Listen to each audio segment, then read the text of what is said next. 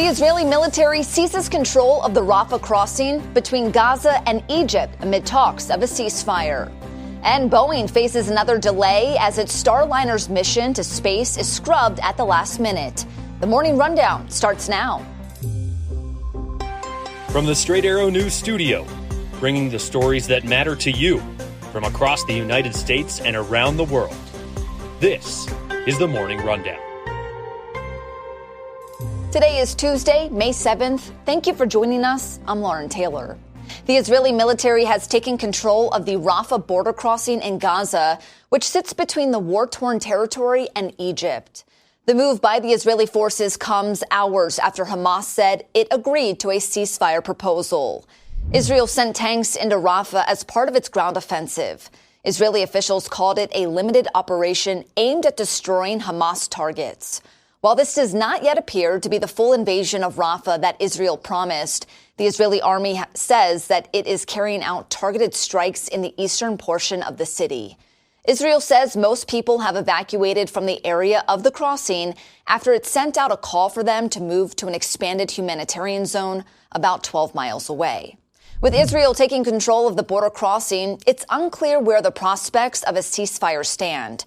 Hamas said Monday it had informed mediators from Qatar and Egypt that the group has accepted their ceasefire proposal. In response, the office of Israeli Prime Minister Benjamin Netanyahu said the deal fell short of Israel's demands. However, Israel has agreed to send a delegation to Cairo today to meet with negotiators. As we reported Monday on SAN.com, Columbia University has canceled its main commencement ceremony after weeks of pro-Palestinian protests on campus, with the university official citing security concerns. Columbia said it made the decision after speaking with students, and the university has decided to focus on smaller ceremonies for the university's colleges. More than 200 protesters have been arrested since demonstrations began on the Ivy League campus. White House Press Secretary Karine Jean-Pierre responded to questions about the cancellation during Monday's press briefing. It is unfortunate that a small group of people went too far and cost their classmates this important event. We've talked about it many times from here. When it comes to commencement day and when it comes to speaking at commencement events, this is something that the president has done for some time now, and he understands that this is a moment of joy, a moment of celebration, and we feel for them. We feel for each of the graduates. Pierre repeated President Joe Biden's words from his White House address last week that protests should remain peaceful. House Speaker Mike Johnson released a statement Monday calling out the university's president and administrators, saying they have, quote, displayed a shocking unwillingness to control their campus. Johnson called on the board to appoint a new president. The speaker, meanwhile, is facing calls in Congress for his removal. Johnson met with Congresswoman Marjorie Taylor Greene for nearly 2 hours on Monday. Greene has been vocal about forcing a vote to oust Johnson from the speaker position. Johnson called for their meeting and called it productive. The two are set to continue talks today.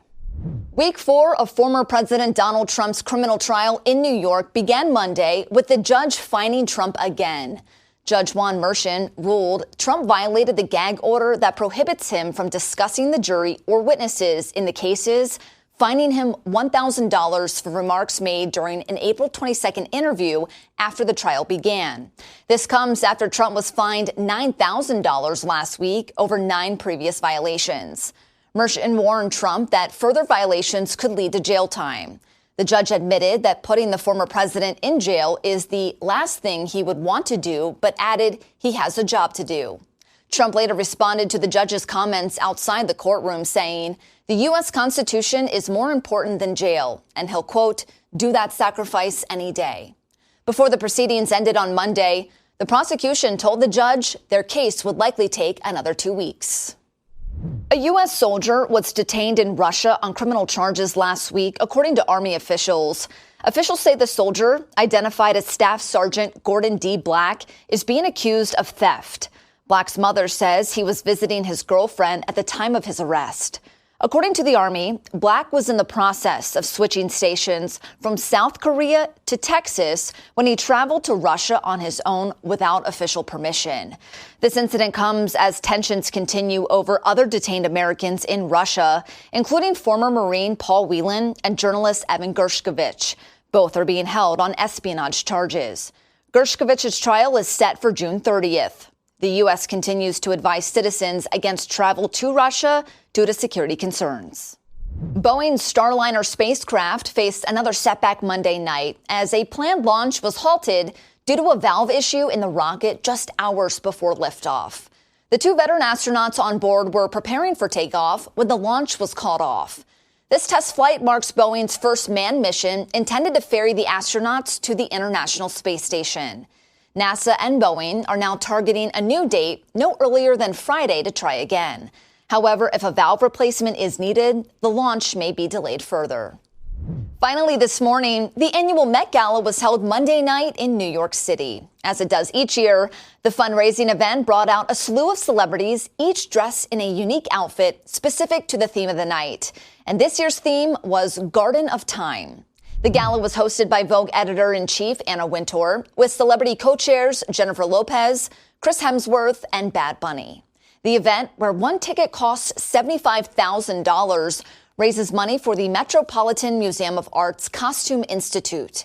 The event kicked off the museum's latest costume exhibition, titled Sleeping Beauties: Reawakening Fashion. Last year's gala raised nearly $22 million. These are your top stories for this Tuesday. You can get the latest unbiased straight facts anytime by downloading the Straight Arrow News mobile app. We'll see you back here tomorrow. Until then, I'm Lauren Taylor. Have a great day.